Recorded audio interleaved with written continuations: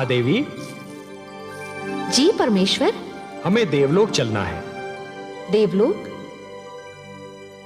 ये अचानक देवलोक जाने का निश्चय? आज देवलोक में देव माता अदिति का अभिनंदन है देवी, और आप तो हमारे विचारों से भलीभांति परिचित हैं। आप जानती हैं कि नारी का सम्मान हमारी दृष्टि में कितना महत्व रखता है। जानती हूँ परम श्रेष्ठ, जहाँ नारी का सम्मान होता है वहाँ आपका निवास होता है। हाँ देवी, यत्र नार्यस्तु पूज्यन्ते रमन्ते तत्र देवताः, और इसीलिए हमारा वहां उपस्थित रहना अनिवार्य है। तो फिर चलिए कमल नयन, मुझे भी ऐसे अवसर पर उपस्थित रहकर हार्दिक प्रसन्नता होती है।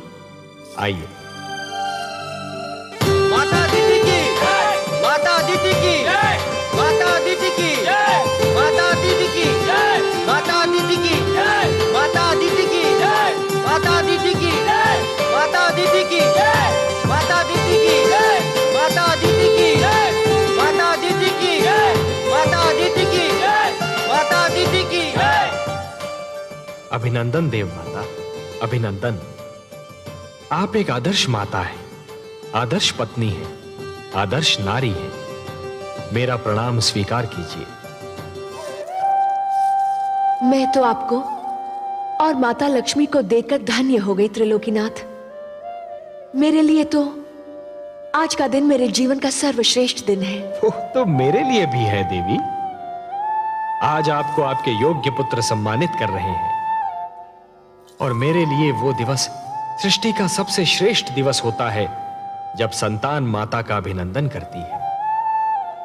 और आपने तो ऋषि कश्यप के प्रति अपने पत्नी धर्म को और अपनी संतान के प्रति अपने मातृत्व के धर्म को इतनी निष्ठा और गरिमा से निभाया है कि समस्त संसार को आपसे सीख लेनी चाहिए।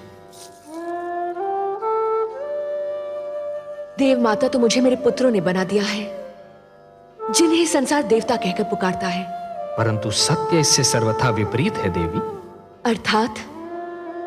सत्य यह है कि संसार आपके पुत्रों को देवता इसलिए कहता है कि आपने उन्हें वो सारे संस्कार दिए जिन्हें पाकर ये देवता हो गए। मैंने तो उन्हें केवल माता का प्रेम दिया है सर्वेश्वर। निस्संदेह, परंतु माता का प्रेम वो विचित्र वस्तु है देवी, जो संतान को सुधार भी सकता है और संतान को बिगाड़ भी सकता है।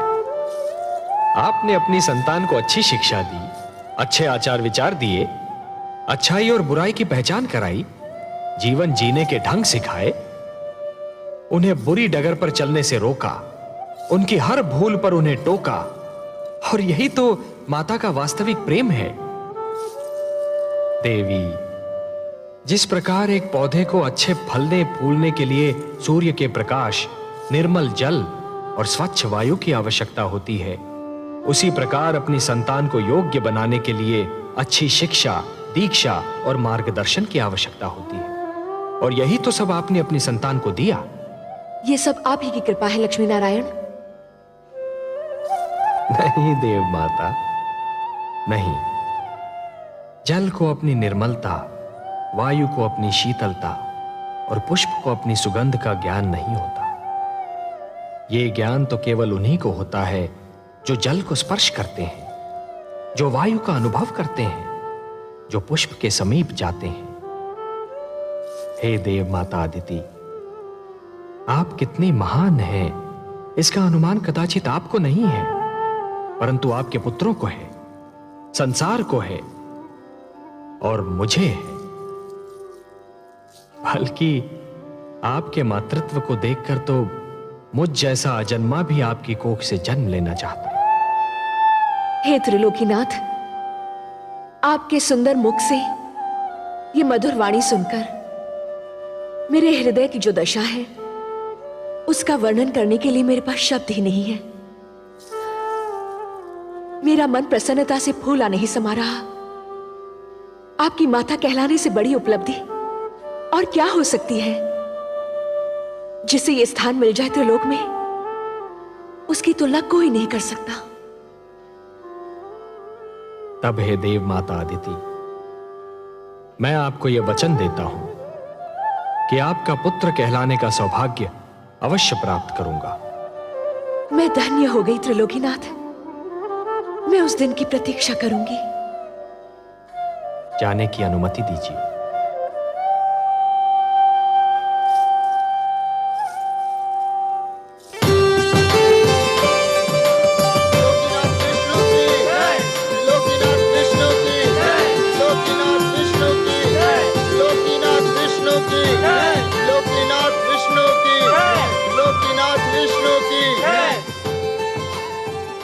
आइए माता, विराजिए। धन्यवाद पुत्रों, तुम्हारे कारण तो मुझे आज इतना महान वरदान मिल गया। पर हम तो आपको कुछ न दे सके माते। संतान से मां को और क्या चाहिए? सुख और आदर तो तुम सबने मुझे इतना दिया कि मुझे और किसी वस्तु की इच्छा ना रही और ना ही आवश्यकता।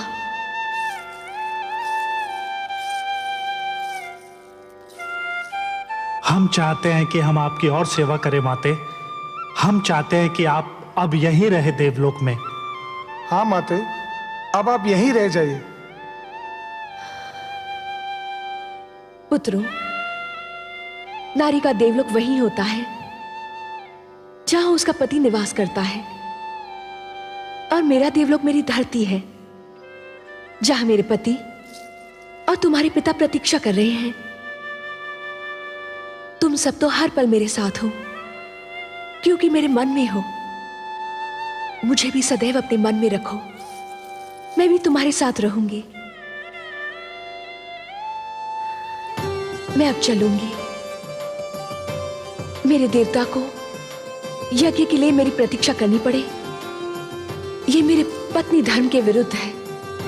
मुझे अब चलना चाहिए।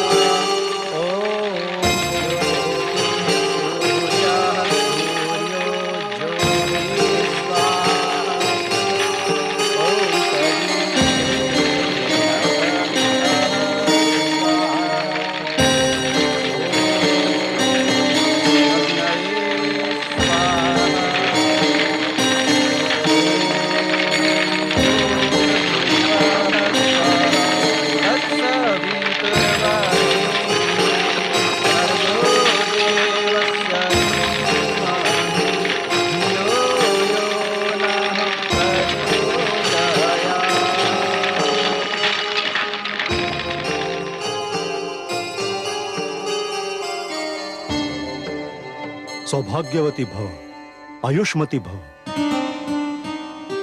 देवी, मैं भगवान विष्णु से प्रार्थना करता हूं कि वो आपकी समस्त इच्छाएं पूरी करें। स्वामी, जिस नारी का पति भी देवता हो और संतान भी देवता मानी जाती हो, उसके मन की और क्या इच्छा हो सकती है? मेरे मन की बस एक ही इच्छा है कि हमारे परिवार पर भगवान विष्णु की कृपा सदा यूं ही बनी रहे।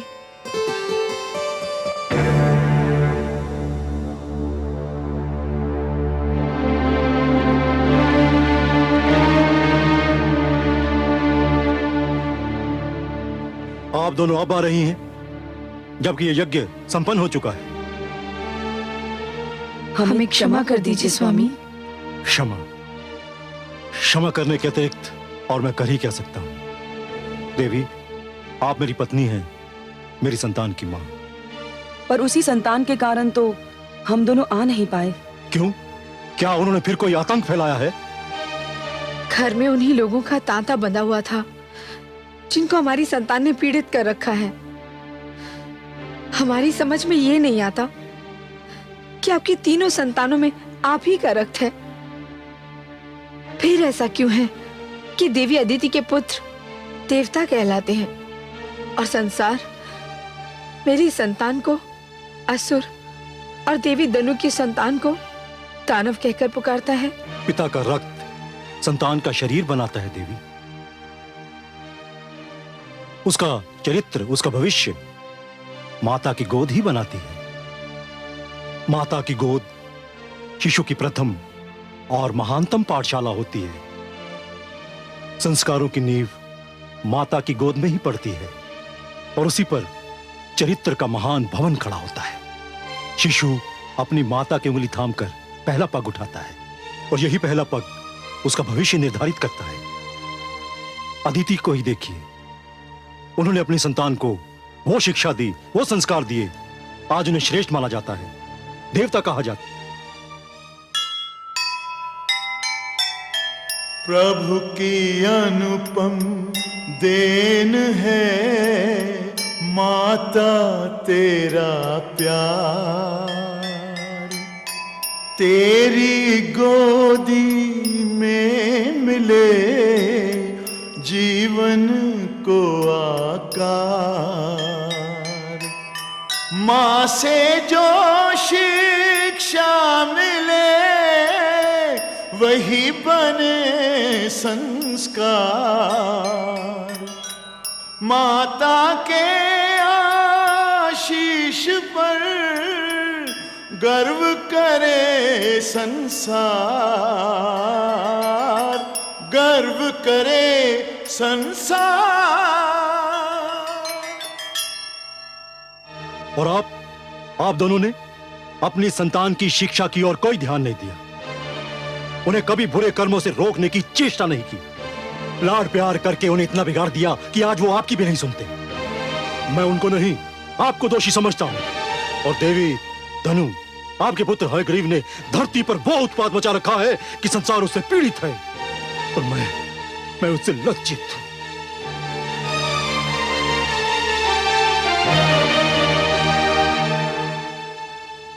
स्वामी,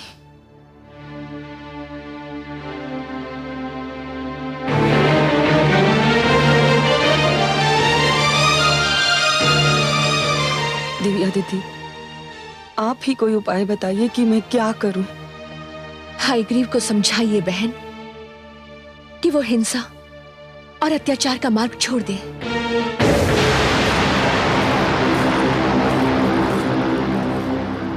नहीं होने दूंगा मैं मानव कल्याण। नहीं पुत्र हयग्रीव, नहीं, मेरी बात सुन।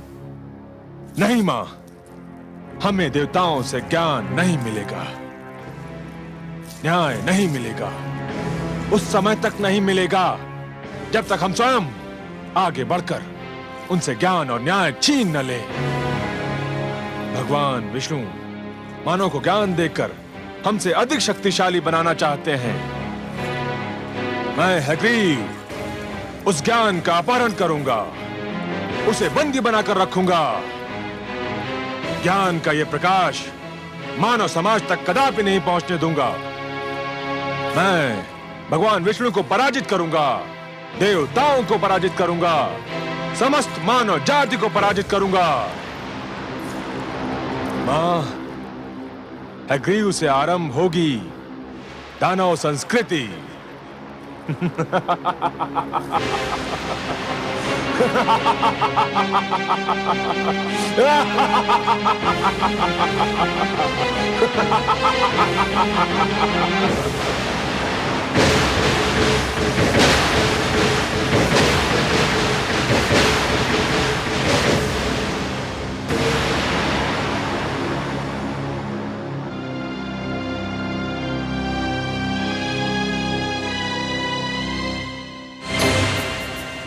ऋग्वेद, यजुर्वेद, सामवेद, अथर्ववेद, मेरे निकट आइए।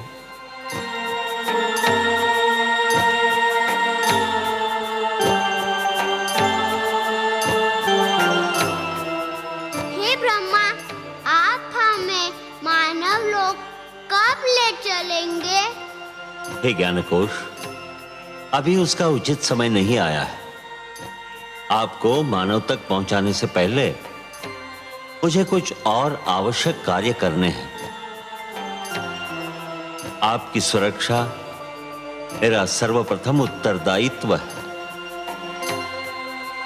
मुझे आपको उन हाथों में देना है जो आपके योग्य हो। मैं भगवान शिव से परामर्श करने जा रहा हूं। मेरे लौटने तक आप यहीं रहिए। जब तक मैं ना आऊं तब तक इस क्षेत्र से बाहर पग न धरें। मैं शीघ्र ही लौट आऊंगा। हे ब्रह्मा, हम आपके आदेश का पालन करेंगे।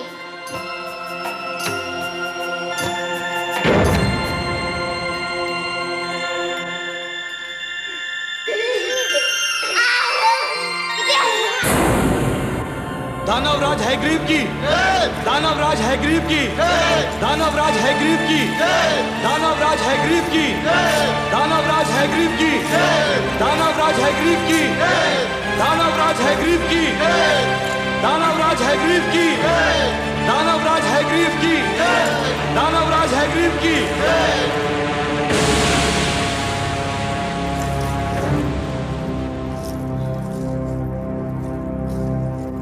आज तुम्हें सुनाने के लिए कोई शुभ समाचार नहीं है मेरे पास।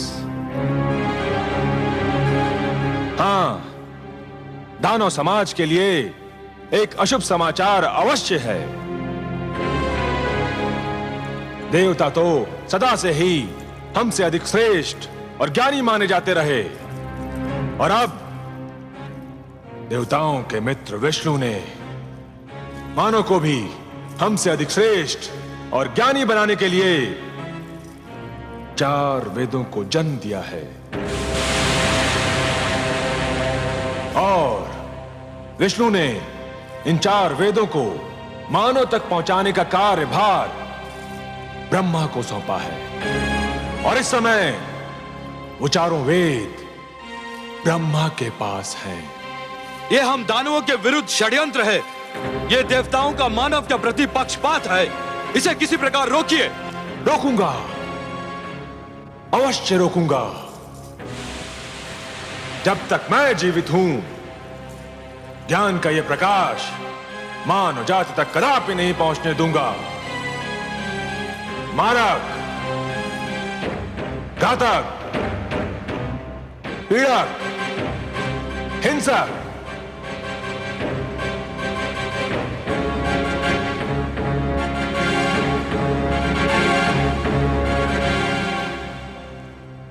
तुम चारों को अपनी शक्ति पर बड़ा गर्व है ना? आज तुम सबकी शक्ति की परीक्षा है। जाओ और ब्रह्मलोक से उन 4 बालकों को पकड़कर हमारी सभा में ले आओ। जाओ। जो आज्ञा दानवराज, आपके आदेश का पालन होगा।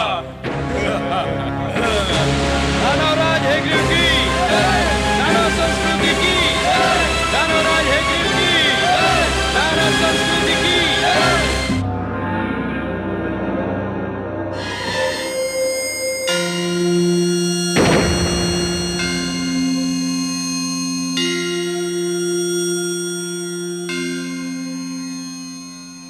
प्रणाम आदि प्रजापति ब्रह्मदेव। प्रणाम भोलेनाथ। शिवलोक पधार कर आपने मुझे धन्य किया। मैं आपसे कुछ परामर्श करना चाहता हूँ शिव शंकर। आपको सहयोग देकर मुझे प्रसन्नता होगी। हे महेश, भगवान विष्णु ने 4 बालकों के रूप में अपनी वाणी मुझे सौंपी है और आदेश दिया है कि मैं इसे मानव तक पहुंचा दूं। ये तो आपके लिए कोई कठिन कार्य नहीं है। कठिन कार्य तो नहीं है, पर एक दुविधा ने मुझे आ घेरा है। दुविधा? और आपको? हाँ भोलेनाथ, आप तो भली भांति जानते हैं कि धरती पर क्या उत्पात मचा हुआ है। युद्ध, छल, कपट, भ्रष्टाचार, अत्याचार से धरती की दशा दयनीय हो गई है। एक मानव दूसरे मानव के रक्त का प्यासा हो रहा है। ऐसे मानव को भगवान विष्णु की दी हुई ये महान वाणी, यह अनुपम भेंट मैं कैसे सौंप सकता हूं भला? तो फिर आपने क्या निर्णय किया? कोई निर्णय लेने से पहले मेरे लिए आपकी स्वीकृति की आवश्यकता है। मेरी स्वीकृति? हाँ शिव शंकर, इस सृष्टि की रचना मैंने की है, परंतु इस सृष्टि में बहुत सी ऐसी वस्तुएं भी जन्म ले चुकी हैं जो अनचाही हैं। मैं इस सृष्टि में परिवर्तन चाहता हूं। भगवान विष्णु के आप्त वचन को मानव तक पहुंचाने से पहले मैं चाहता हूं कि धरती से कुरूपता, पाप, अन्याय तथा अवगुण का विनाश हो जाए। और हे महेश, यह कार्य तो केवल आप ही कर सकते हैं। हे आदि प्रजापति, इस धरती पर रूप और कुरूपता, न्याय और अन्याय तथा गुण और अवगुण एक दूसरे में इस प्रकार समाये हुए हैं, यदि एक को मिटाया जाए तो दूसरे का भी कुछ अंश मिट सकता है। पुण्य और पाप एक दूसरे में इस प्रकार उलझ गए हैं, यदि एक पर चोट की जाए तो दूसरे को भी हानि पहुंच सकती है। यह क्षेत्र आपका है भोलेनाथ, कोई और इस कार्य में हस्तक्षेप कर ही नहीं सकता। यह निर्णय केवल आप ही कर सकते हैं कि किसको नष्ट किया जाए और किसकी सुरक्षा की जाए। आप जो निर्णय करेंगे वही उचित होगा, परंतु निर्णय तो आपको करना ही होगा। मुझे सोचने का अवसर दीजिए प्रभु।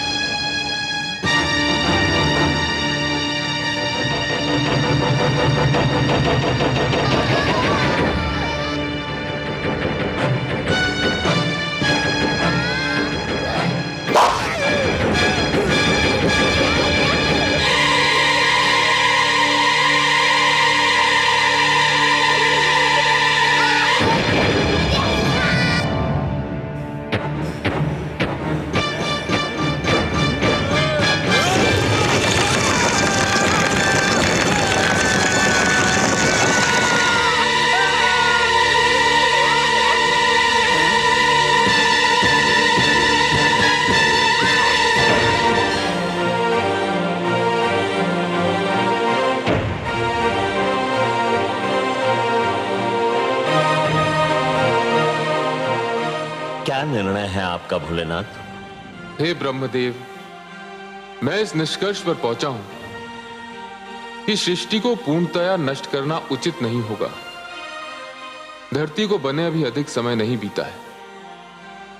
मेरे विचार में नष्ट करने के स्थान पर धरती को स्वच्छ किया जाना चाहिए। जल स्वच्छ करने का कार्य करता है। जिस प्रकार मनुष्य जल में स्नान करके अपने शरीर पर जमे मैल को दूर कर देता है, ठीक उसी प्रकार यदि धरती जल में डूबकर उभरे तो उसकी समस्त बुराइयां धुल जाएंगी जो आपको अनचाही लग रही हैं। परंतु धरती तो जल में डूबकर उभर आएगी, पर उस पर बसी मानव जाति का क्या होगा? मैं नए मानव को जन्म दूंगा। उसमें भी एक कठिनाई है। क्या कठिनाई है भोलेनाथ? आपके पुत्र मनु मानव सुरक्षा के लिए तप कर रहे हैं। वे मानव जाति का विनाश होने नहीं देंगे। तप करना उसके अधिकार में है, किंतु सृष्टि के विनाश को रोकना उसके अधिकार में नहीं है। मनु को उसका कर्म करने दीजिए। भगवान विष्णु की स्तुति कर रहा है वो। उसका और उसके तप का परिणाम भगवान विष्णु की इच्छा पर छोड़ दीजिए। मैंने आपसे जो निवेदन किया है, मुझे उसका उत्तर चाहिए भोलेनाथ। उत्तर? उसका तो केवल एक ही उत्तर है। धरती पर जल प्लावन होगा। हे शिव, मैं आपको प्रणाम करता हूं।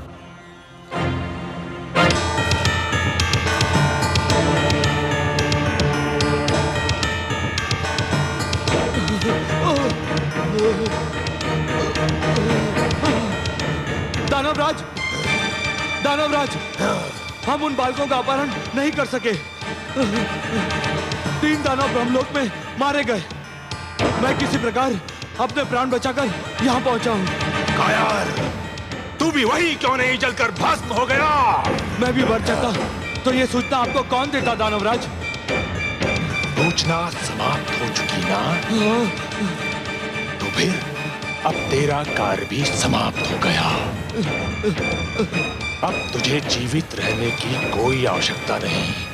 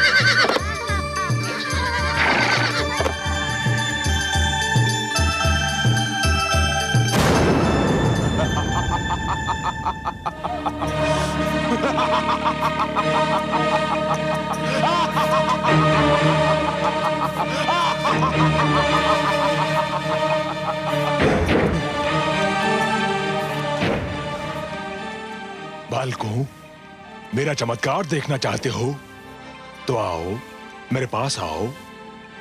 हम यहाँ से बाहर नहीं जा सकते। क्यों? क्यों नहीं आ सकते? भगवान ब्रह्मदेव का आदेश है कि हम इस क्षेत्र से बाहर पग भी न धरे।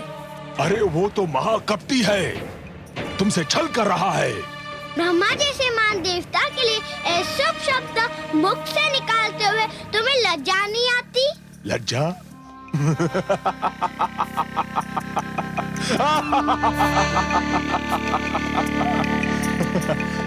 उस छलिए से लज्जा? जानते हो वो कहाँ गया है? जानते हैं, वो शिवलोक गए हैं। और वहाँ क्या करने गया है? ये तो हम नहीं जानते। तुम चारों को पाकर ब्रह्मा के मन में खोट समा गया है। तुम झूठ बोलते हो। मैं सत्य कह रहा हूँ। ब्रह्मा शिव के पास ये निवेदन करने गए हैं कि वो धरती को नष्ट कर दें। किंतु क्यों? बड़े भोले हो तुम चारों, इतना भी नहीं समझते।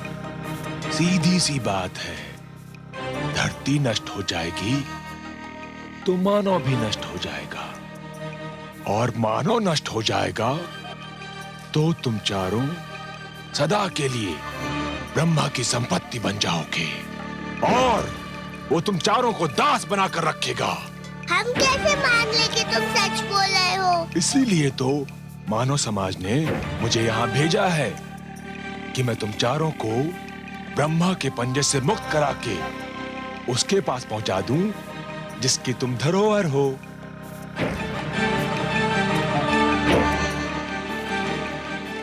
सोच क्या रहे हो? यदि ब्रह्मा आ गया तो कभी मुक्त नहीं हो पाओगे। जीवन भर उसके दास बनकर उसकी सेवा करते रहोगे। व्यर्थ सोच विचार में समय नष्ट ना करो। मेरे साथ चलो, आओ आओ। मैं तुम्हें वचन देता हूं कि मैं तुम्हें इसी समय मानव के पास पहुंचा दूंगा। मानव बहुत समय से तुम्हारी प्रतीक्षा कर रहे हैं। आओ मेरे पास आओ, आओ आओ।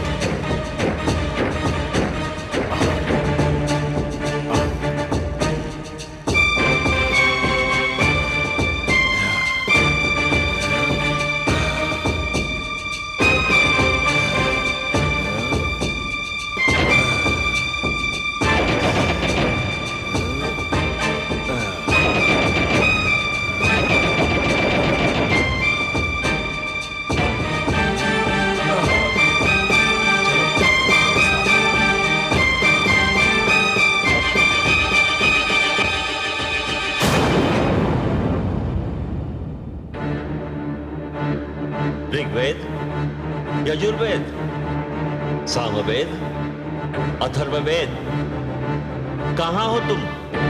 कहाँ हो? सामवेद, अथर्ववेद, ऋग्वेद, यजुर्वेद, कहाँ गए तुम लोग?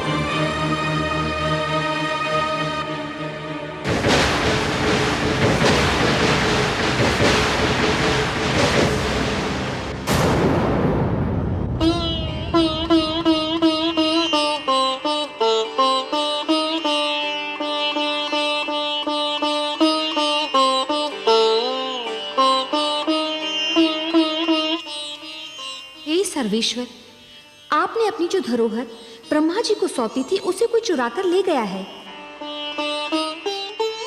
देख रहा हूं देवी। किंतु आप तो योग निद्रा में थे। आपने? ध्यानस्थ था देवी। निद्रा और ध्यान में बस थोड़ा सा ही तो अंतर होता है। निद्रा में शरीर के साथ साथ मस्तिष्क भी सो जाता है, और ध्यान में मस्तिष्क सचेत और पूर्ण रूप से जागा हुआ होता है। हे सर्वेश्वर, फिर आप शांत क्यों हैं? शांत इसलिए हूं कि मैं देखना चाहता हूं कि हयग्रीव मेरे आप्त वचन को कहां ले जा रहा है। जब तक पूरी घटना को देख न लिया जाए, समझ न लिया जाए, उसके परिणामों का अनुमान न लगा लिया जाए, तब तक कोई भी पग उठाना उचित नहीं होगा। शीघ्रता मानव की प्रवृत्ति है। मुझे इस घटना को पूर्णतया देख लेने दीजिए महादेवी।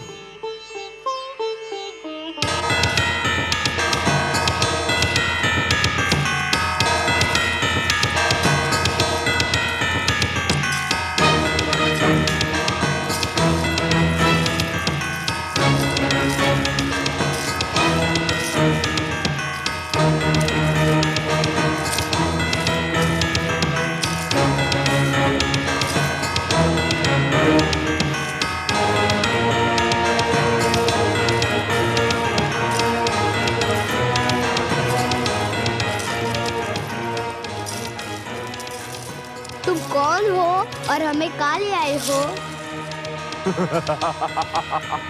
मैं अग्रीव दानव हूँ और ये मेरा भवन है और तुम चारों अब सदैव यहीं रहोगे। तुम कपटी हो। तुमने हमारे साथ छल किया। तुम्हें अपने अधिकार में लेने के लिए मैं कुछ भी कर सकता था, पर भगवान ने हमें मानव के लिए बनाया है। हम मानव कल्याण के लिए रचे गए हैं। हमें मानव के पास जाना है। अब तुम कहीं नहीं जाओगे। बड़ी कठिनाई से तुम्हें प्राप्त किया है। अब देखता हूँ मानो हमसे अधिक शक्तिशाली कैसे बनता है। तुमने हमें मुक्त नहीं किया तो भगवान विष्णु तुम्हारा सर्वनाश कर देंगे।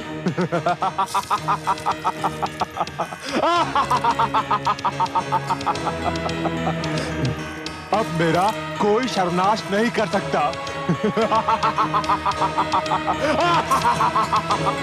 और यदि तुम में से किसी ने भी यहां से भागने का प्रयत्न किया तो तुम सबको नष्ट कर दूंगा।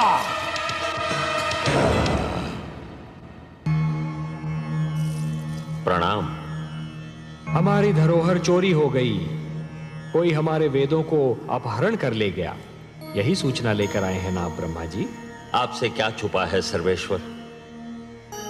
हाँ, ऐसा ही हुआ है। मैं शिवलोक गया था। मेरी अनुपस्थिति में कोई उन्हें चुरा ले गया। यह कार्य दानव हयग्रीव ने किया है।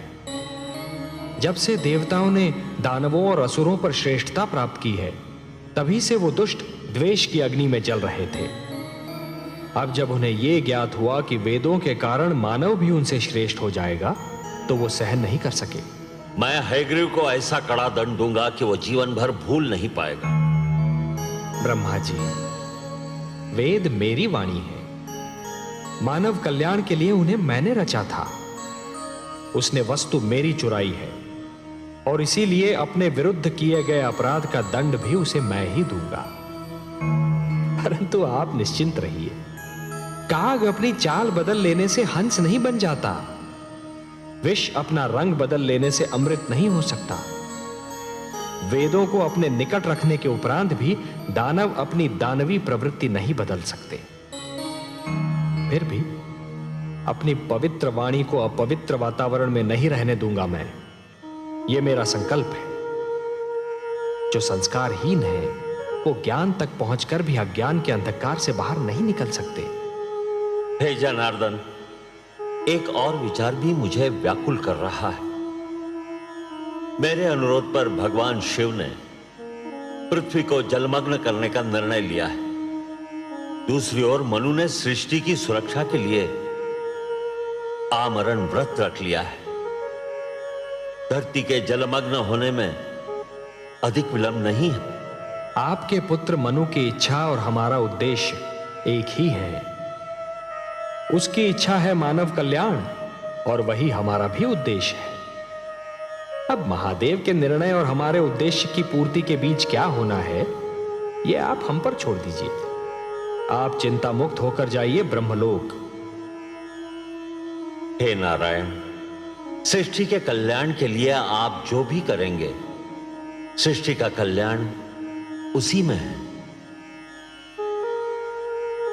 प्रणाम।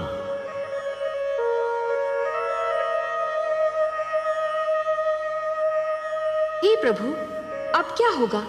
आप क्या करेंगे? ब्रह्मापुत्र मनु का क्या होगा? दानव हयग्रीव आपके ज्ञान को नष्ट करने पर तुला हुआ है और भगवान शिव ने पृथ्वी को जलमग्न करने का निर्णय ले लिया है। अब वही होगा देवी जो मेरा वचन है। मैं वचनबद्ध हूं कि जब भी कोई शक्ति मानवता के लिए संकट बनेगी तो मैं उसे अवश्य रोकूंगा।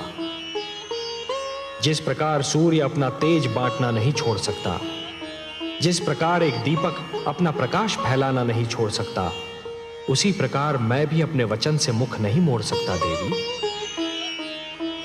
अब मेरे प्रथम अवतार का समय आ गया है देवी। मत्स्य अवतार, परित्राणाय साधूनां विनाशाय च दुष्कृतां धर्म संस्थापनार्थाय संभवामि युगे युगे। देखा जब यह छल कपट सह न सके भगवान, दानव रोक ना पाएगा मानव का कल्याण। मानवता की नाव जो फंसे बीच मझधार, तभी विष्णु अवतार ले कर दे बेड़ा पार, कर दे बेड़ा पार। जो सुनेगा ये पुराण पाएगा सुख और ज्ञान, पाएगा सुख और ज्ञान। कर्म को ही धर्म जान, प्रेम की तू छेड़तान, प्रेम की तू छेड़तान।